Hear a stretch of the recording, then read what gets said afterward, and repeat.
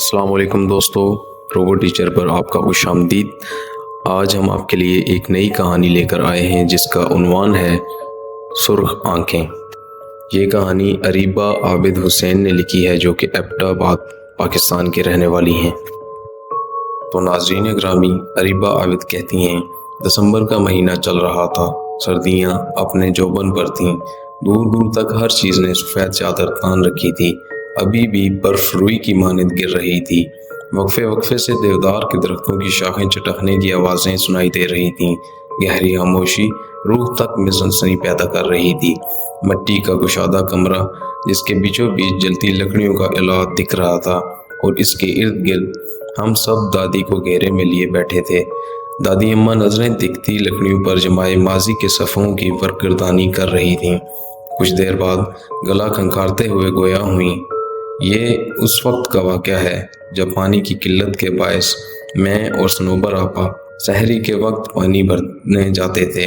سنوبر آپا مجھ سے عمر میں کافی بڑی تھیں۔ سنوبر آپا کبھی اذان سے پہلے اور کبھی اذان کے فوراً بعد پانی بھرنے کے برتن لے آتیں اور ہمارے گھر کی دیواروں پر برتن سے ضربیں لگاتیں۔ چونکہ میرا بستر دیوار کے ساتھ ہوتا، اس لیے میں فوراً اٹھ جاتی، اپنے برتن اٹھاتی اور باہر آ جاتی۔ طرف گہرا اندھیرا چھایا ہوتا تھا اور گیدڑوں کی دلخراش آواز دل جھنجھوڑ دیتی تھی۔ دل میں ڈیروں خوف لیے ہم سہج سہج کر قدم بڑھائے جاتے تھے۔ گردشوں کے اس زمانے میں اکا دکا موجود ہوتے تھے اور ہمیں پانی لانے کے لیے طویل مسافت طے کرنا پڑتی تھی۔ جھاڑیوں میں تھوڑی سی ہلچل ہوتی تو ہمارا دل اچھل کے حلق میں آ پہنچتا۔ سنوبر آپا کافی مضبوط اعصاب کی مالکہ تھی، جبکہ میں کافی ڈرپوک واقع ہوئی تھی۔ پانی لانا میری مجبوری تھی کیونکہ گھر میں ایک بوڑھی ساس تھیں اور 3 بچے، میری ایک بیٹی اور 2 بیٹے تھے۔ شوہر تو روزی روٹی کمانے کے سلسلے میں باہر نکلتے تو مہینوں بعد ہی واپس لوٹتے تھے۔ آگے آگے سنوبر آپا جبکہ پیچھے پیچھے میں چل رہی ہوتی، اور کبھی کبھار تو مجھے واضح محسوس ہوتا تھا کہ میرے پیچھے کوئی اور بھی چلتا آ رہا ہے۔ اپنے پیچھے اٹھائے جانے والے قدموں کی آواز میں بخوبی سنتی تھی، لیکن مجھے سنوبر آپا ہمیشہ نصیحت کرتی تھیں کہ کبھی کسی چیز کے پیچھے نہ جانا، چاہے تم کچھ بھی دیکھ لو، اور کبھی پیچھے مڑ کر نہیں دیکھنا، چاہے تمہیں کچھ بھی سنائی دے رہا ہو۔ میں نے ان کی بات کو دل پر نقش کر دیا۔ میں اپنے پیچھے قدموں کی چاپ سن کر زور سے آنکھیں بند کر لیتی اور دل میں آیت الکرسی کا ورد شروع کر دیتی، لیکن جب طویل سفر طے کرنے کے بعد بیٹھنے کو جی چاہتا تو یوں محسوس ہوتا جیسے بالکل ساتھ کوئی بیٹھا ہے۔ گردن گھما کر ادھر ادھر دیکھنے پر سوائے اندھیرے کے کچھ دکھائی نہ دیتا۔ ہمارا روز کا آنا جانا تھا۔ ایک روز مجھے آواز آئی کہ دیوار پر ضربیں ماری جا رہی ہیں۔ میں اٹھی، اپنے برتن اٹھائے، لیکن ایک گہرا اندھیرا دیکھ کر ٹھٹک گئی۔ مجھے یوں محسوس ہو رہا تھا جیسے آدھی رات کا وقت ہو۔ میں باہر گئی تو دیکھا سنوبر آپا کا دور دور تک کوئی نام و نشان نہیں تھا۔ میں نے یہ سمجھ کر قدم رستے پر ڈال دیے کہ وہ زیادہ دور نہیں ہوں گی اور میں ان تک پہنچ جاؤں گی۔ گیدڑوں کی آوازیں پل بھر کو میرے قدم ساکت کر دیتی تھیں۔ میں نے بھاگنا شروع کر دیا، لیکن میں ان تک نہیں پہنچ سکتی تھی۔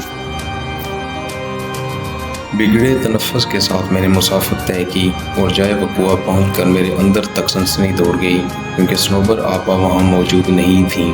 میں تھوڑا اوپر کھڑی تھی اور نیچے دیکھا جہاں پانی کا کنواں تھا۔ ایسا محسوس ہو رہا تھا کہ کوئی پانی کے ڈول یکے بعد دیگرے اپنے اوپر بہا رہا ہو۔ میں نے نیچے جانا ضروری نہ سمجھا اور پانی کا ڈول الٹا کر اس پر بیٹھ گئی، لیکن تھوڑی دیر بیٹھنے کے بعد بھی پانی کی آواز بدستور آ رہی تھی۔ مجھے عجیب و غریب خیالات آ رہے تھے اور پانی کی آواز سے عجیب سا خوف محسوس ہو رہا تھا۔ اپنے پیچھے کسی کو محسوس کیا تو میرے جسم پر کپکپی طاری ہو گئی۔ میں نے لرزتے ہوئے پیچھے مڑ کر دیکھا تو کسی کا نام و نشان بھی نہ تھا۔ وہاں ایک دم سے سناٹا چھا گیا۔ میری حیرت کی انتہا نہ رہی، لیکن عین اسی جگہ اوپر گنے درخت کی شاخ پر کوئی عجیب سا پرندہ بیٹھا مجھے دیکھے جا رہا تھا۔ عجیب قسم کا پرندہ تھا، میں نے کبھی ایسا پرندہ نہیں دیکھا تھا۔ اس کا سارا بدن کالے بالوں سے بھرا ہوا تھا۔ اس کی سرخ آنکھیں دیکھ کر میں نے دہشت کے مارے بھاگنا شروع کر دیا۔ آیت الکرسی کا ورد تو میری زبان پر جاری ہی تھا اور آنکھیں آنسوؤں سے لبریز ہو گئیں۔ میں نے 1 منٹ کے لیے بھی رستے میں رکنا مناسب نہیں سمجھا اور اپنے گھر کے پاس پہنچ کر دروازے کی طرف ہاتھ بڑھایا ہی تھا کہ اسی وقت سنوبر آپا اپنے گھر کا دروازہ کھول کر باہر نکل آئیں۔ ان کے پاس ڈول بھی تھے اور میں دروازے کا پٹ کھولنا چاہ رہی تھی، لیکن توازن برقرار نہ رکھ سکی اور بے ہوش ہو گئی۔ آنکھ کھلی تو دیکھا ارد گرد سب جمع تھے، صنوبر آپا کے گھر کے سب افراد بھی بیٹھے تھے۔ میں نے پانی کے لیے آواز دی تو صنوبر آپا نے مجھے پانی کا گلاس تھمایا۔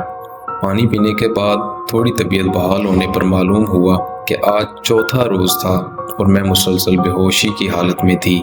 میں نے اس روز کا واقعہ سب کے گوش گزار کیا تو صنوبر آپا نے ماتھا پیٹ لیا اور بولیں، جیسا تم کہہ رہی ہو یہ درست ہے، تو ہم اس کو معجزہ ہی سمجھیں کہ تم زندہ سلامت لوٹ آئی ہو۔ میں نے رب کا شکر ادا کیا، پر آج بھی بدن میں سنسنی طاری ہو جاتی ہے جب کبھی اس پانی کی آواز اور اس عجیب و غریب پرندے کا بالوں بھرا جسم آنکھوں کے سامنے آ جائے۔